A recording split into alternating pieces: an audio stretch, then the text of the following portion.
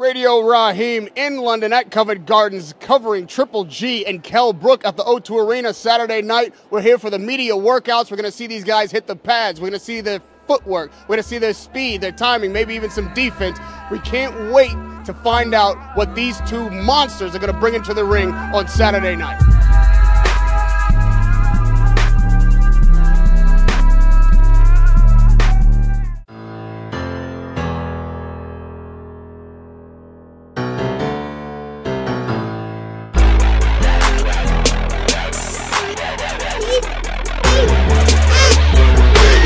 Radio Raheem here with Eddie Hearn at Covent Gardens. Last time I was here was the Anthony Joshua weigh-in.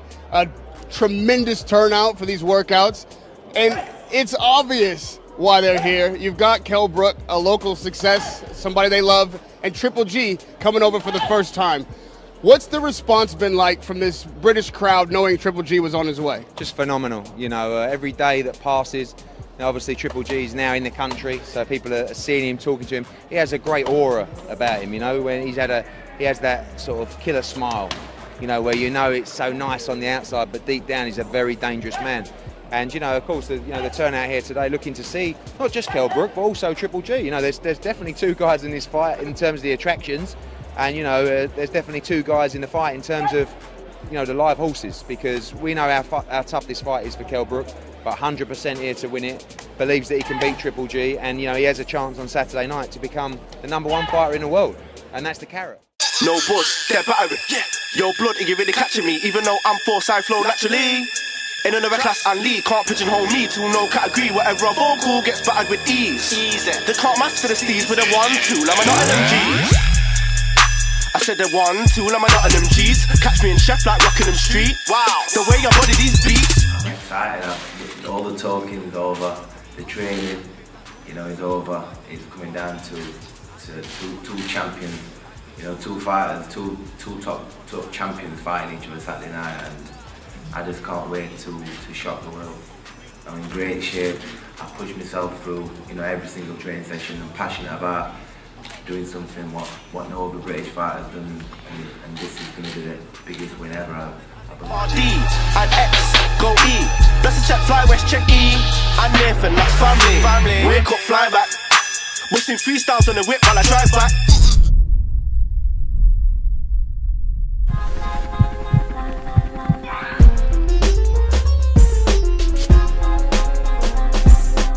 You know Kell Brook better than most, maybe any. What is it that he has in his arsenal that people are underestimating that can be effective against Triple G? What is it that, sorry? What does he have in his arsenal? What weapons can he use that people are not recognizing? First of all, he's a devastating puncher. Kell Brook can knock you out with one single shot. If he catches you to the temple or to the chin, he can knock you out. Kell Brook's a devastating puncher when he wants to be. Secondly, Kell Brook he's got the textbook boxing skills, the perfect textbook boxing skills of punching right, his movements right, his timing and his accuracy. And he's learnt his sport, he's learnt his craft. We're not talking about a kid that's just come out of nowhere. We're talking about a kid that's been training for 21 years.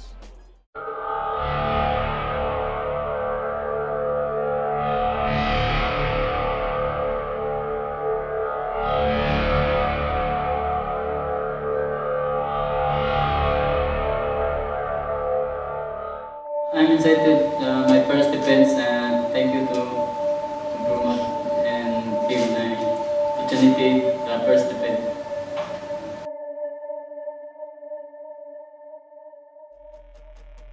Ben, I love this boy. Each time I see him, he wants to listen, he wants to learn. He reminds me of his dad, and when his dad was first started, I didn't rate his dad. I thought this man ain't going to do nothing. The rest is history.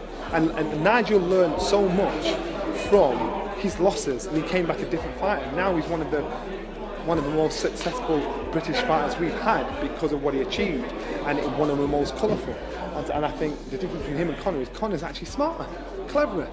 And he's saying, boy, go out there and do it yourself. Nigel sparred with his son. You know, they sparred like strangers, trying to take each other out. And he's thinking, I want to initiate my boy. So if he wants it, if he can get me through me first, let him go. That's what they did. That was the Sunday before he came out here. Now the rest is history. Conor likes to fight. He doesn't need to fight. The boy was driving a Porsche around his face for 12 years. That was life for him. He doesn't need to fight. And that's the difference. That's what makes him dangerous, because you don't know what motivates him. You can tell what motivates me. I didn't have the dough. You can tell what motivates a lot of guys. They didn't have the dough, so they wanted money. They wanted a different lifestyle. How do you motivate a little rich kid that wants to fight? Because that's what he was. And that's why you've got to respect him for that, because he's thinking, I'm going to rough it with the rest of you, and I'm going to come out on top.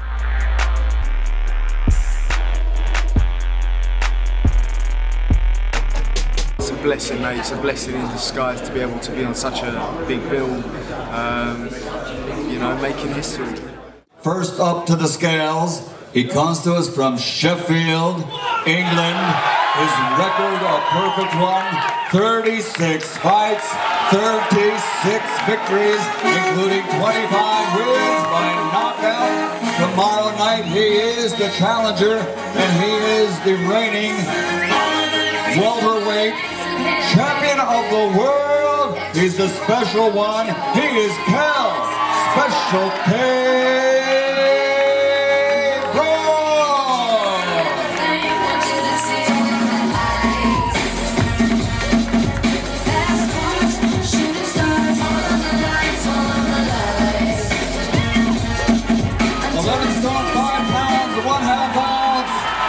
The special one, Kell, Special K.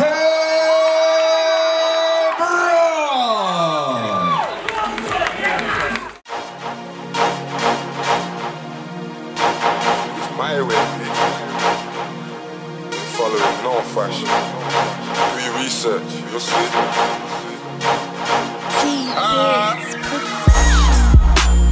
I'm just gonna be riding my wave, my wave, my wave. I can only do it my way, my way, my way. Wow.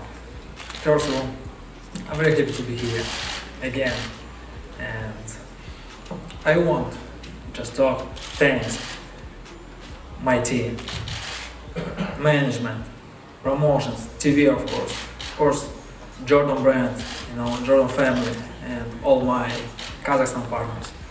You know, we had a lot of time, very good time. I feel it's great. Thank you very much for everybody. I'm very excited we'll be here. Just please welcome, watch my fight. Thank you, ladies and gentlemen, on behalf of Matchroom Sports, Eddie Hearn, K2 and Triple G Promotions. There he is, pound for pound, the greatest fighter on the planet.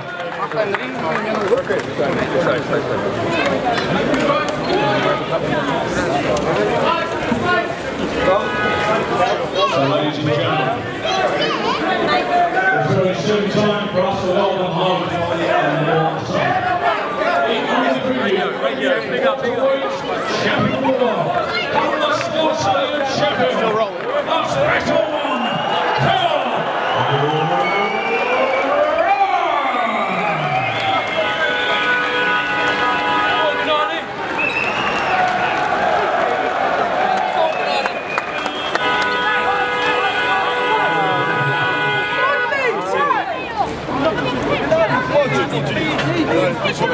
That's pay-per-view right there.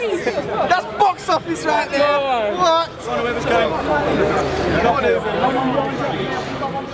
And next up onto the scales, ladies and gentlemen, his record also a perfect one. It stands at 35 fights, 35 victories, including 32 knockouts, 22 knockouts in a row up to this point.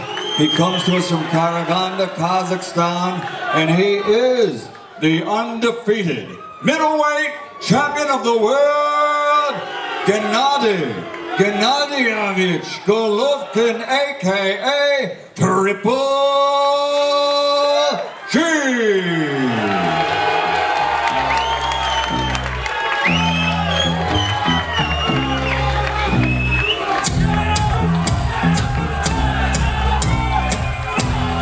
Triple G.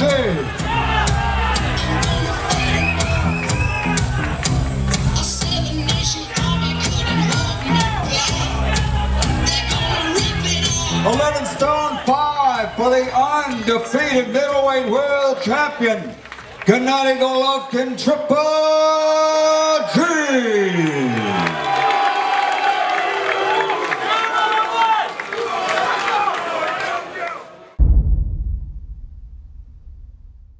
Haskins, Stuart Hall, these guys fought 4 years ago for the European title. There's no love lost between them. Lee Haskins won easy. He's a skilled, he's a stylish fighter. He reminds me of an Ingle fighter. That's how he rolls. Stuart Hall's intense, he's serious, he wears his heart on his sleeve. Stuart Hall's thinking, this is my chance to capture my old world title back. I think Lee Haskins doesn't want to underestimate Stuart Hall, because Stuart Hall is not the same fighter he boxed 4 years ago for the European title. He wants to take him serious, but use slick stuff. Otherwise, Stuart Hall will drag him into a war, and when he drags him into a war, that makes it more even.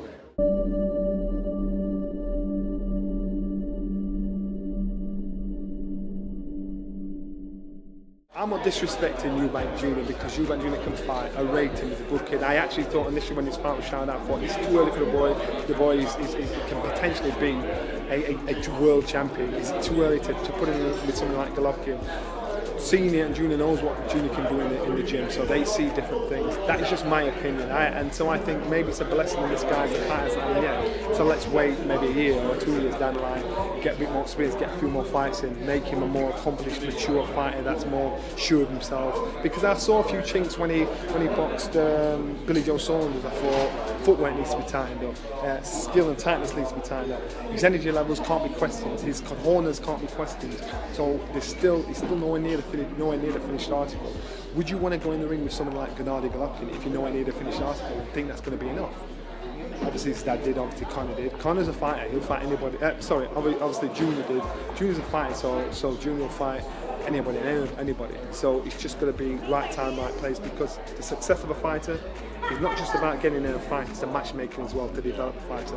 Well, lastly, I did want your opinion on something. If Kell goes there and wins it, what do you think? Does he stay at middleweight? Who does he go against? Then do you think? I would be surprised if Kell actually went back to welterweight either way, because the guys in the gym, the guys that know Kell, have always been surprised to say, how does he make welterweight?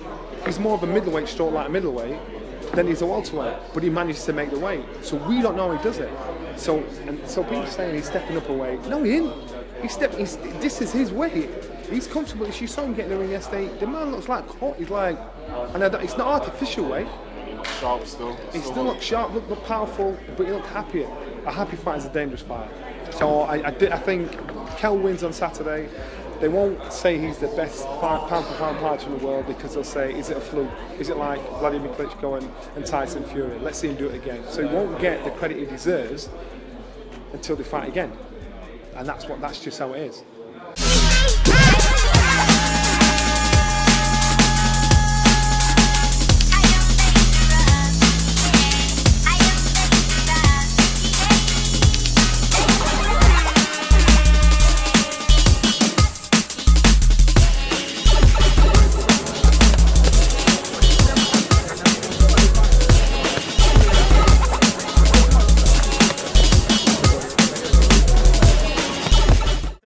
Raheem here with Spencer Fearon.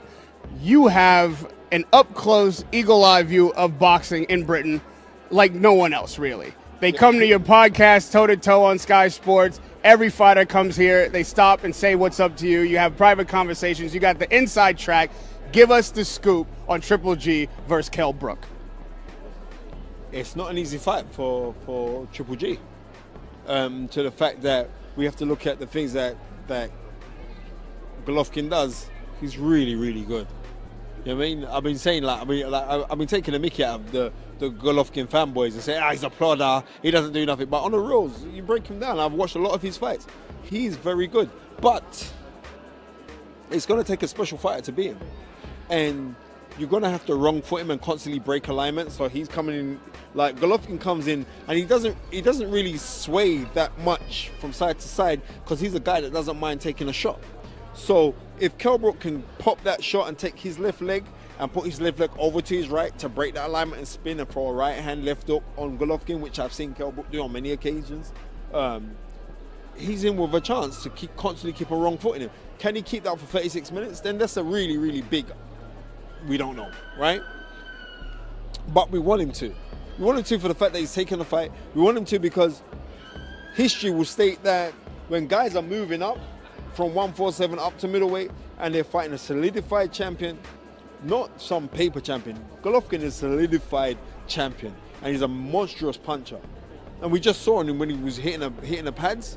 Abel Sanchez wasn't even trying to slam the pad onto his hands to try and create a sound effect. You was hearing a thudding sound. They're bone-breaking punches, right?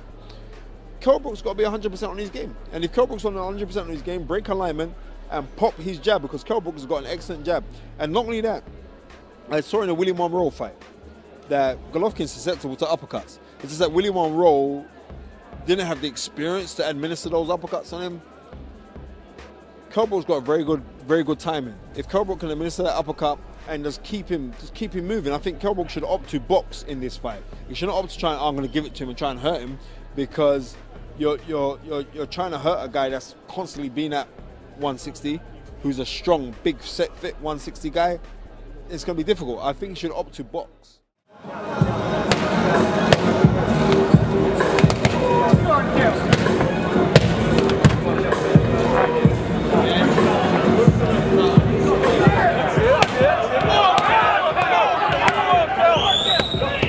Are you watching GGG? Here he is.